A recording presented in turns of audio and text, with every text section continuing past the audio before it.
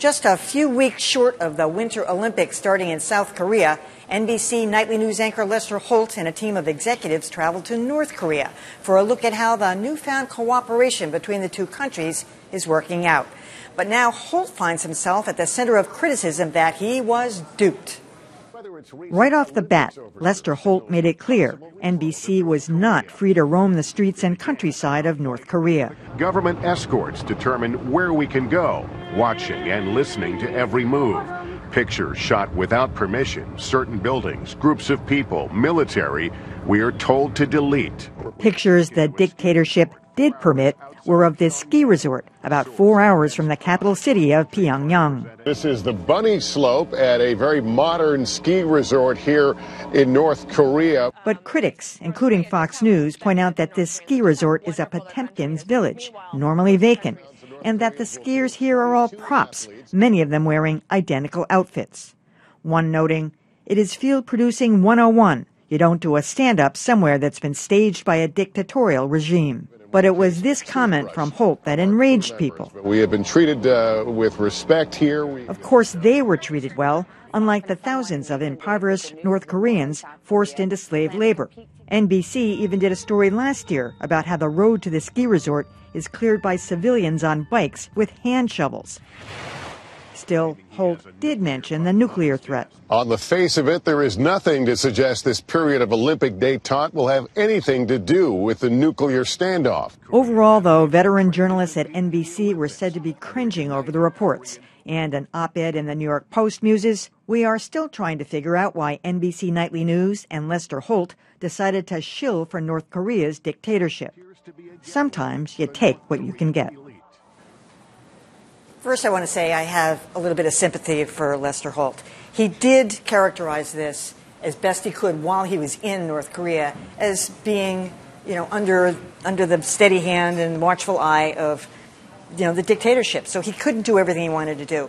But when he got to that ski resort, it was as if he believed everything they told him, including that both countries were practicing there. And apparently it's almost impossible to get there. You'd have to airdrop people in because you could see those people with the ice picks on the road. They don't have the kind of heavy machinery we have. And he didn't seem to be aware. Literally every single person had on the same outfit, except it was a different color. Most of them were this bright neon lime green, so I would have noticed that right away. I'm just saying. But as I say, I had some sympathy, and he did try to couch it. He did bring up the nuclear standoff and a couple other things. But he did leave early, apparently, a few days, so I think something happened. I don't think it was as bad as the critics have made it sound. As you say, I thought that there was an appropriate level of skepticism. He made it very clear that the government was controlling their every move and watching everything. But he was certainly taken in by the ski resort. That was a real problem. And that's unfortunate. I also think that maybe a lot of people have forgotten what it's like to deal with countries like this. American journalists were under the same restrictions in the Soviet Union for years, and you understood that they couldn't do everything that they wanted to do. It's been a long time since we've dealt with that kind of situation, and it wasn't great, but I don't think it was as terrible as the critics have made it out to be. It wasn't nearly as bad as the critics have made it out to be. I mean, if you watch that Fox segment, you would think that Holt would have been talking about how well the North Korean model is working and how maybe it's time to rethink all the criticism that's been directed at Kim Jong-un. He wasn't doing any of that. He just wasn't waxing critical in his stand-up. Having said that, I do think there's the germ of a legit criticism in the backlash that he took from the right. Holt admitted when he came back that he chose his words carefully as he was out there reporting, which I would do too in his situation. He also mentioned that there was video they'd captured of people working on the side of the roads as they drove by that they were forced to delete by their North Korean handlers. And I think this may be a case where it just isn't worth it for a TV reporter, a TV anchor to go to a country. This might be the sort of thing, the sort of story that you cover best from print, when you can go gather all the information you can and then report candidly when you come back. I'm just not sure it works with stand-ups. I disagree. I thought it was great to see footage, see video. The New York Times went to North Korea in the fall on a very similar trip.